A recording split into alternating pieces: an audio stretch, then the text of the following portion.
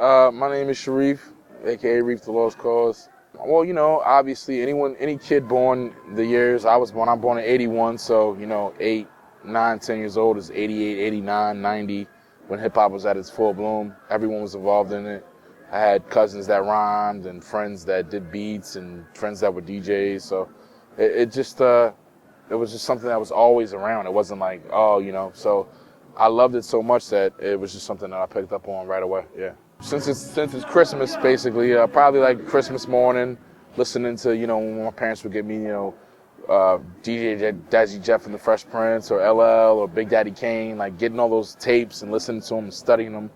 That was probably like, I fell in love, very early. Yeah. I did the battles, I did the open mics, I did, pretty much anything, anywhere people were listening to hip hop, I would go there and try to get off. So that was my education. I came up in the ranks in Philly organically. I've been blessed to have a very supportive mother and family that's always been in my corner. They never doubted me. They always knew that, I wasn't, I feel like for a lot of people, you can kind of feel like there's nothing really that they want to try to aspire to, but from a very early age, I kind of made it clear that I wanted to be looked at in a different light. So I think that they always knew that I was going to take a path in the art world or somewhere that, I wasn't going to just be some 9-to-5 guy, if that makes sense. From my family knew that from a very early age, so they always supported me. And my family, they loved the results. My grandmother and different family members, they have my clippings cut out and hanging on walls. It's cool. So they were always behind me. Yeah, being an MC in this day and age and getting your music heard that's a huge challenge. It's something that doesn't really happen that much. You have a whole legion of rappers that just they can't get their music outside of their circle. So for me, the biggest challenge was getting my music heard outside of Philly. And once that happened, I was able to make moves. But there's a lot of great talent in the city that can't seem to find a way to get over that hurdle. And I was blessed to get over that hurdle pretty early. So that's something that I always, I never take for granted.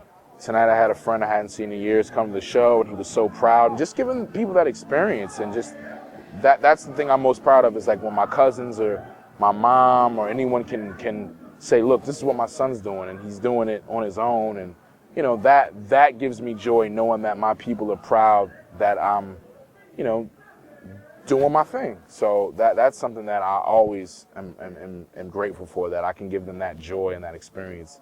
My first tour was with R.A. the Rugged Man and C. Ray's Walls, and there was a show in a small town, I think Germany, and R.A., his show's pretty wild. He ended up kicking a mentally challenged kid that was in the front row, and then the crowd got mad and tried to fight them, and like him and C. Ray's went back to back like fucking cops in like a fucking movie from the 70s. It was insane. So that's I tell that story. I have to think of some more, but that's one of the ones that I definitely and obviously rocking with guys like Pharoah Monch and Onyx, and I mean just rocking with legends, man. It's just been incredible. So I think I want people to remember me for my music, but I also want them to remember me for my character. I've always tried to be like, a lot of rappers are dicks. They're really horrible people. They're really mean, and like, I just always want people to remember me as a good guy above everything else.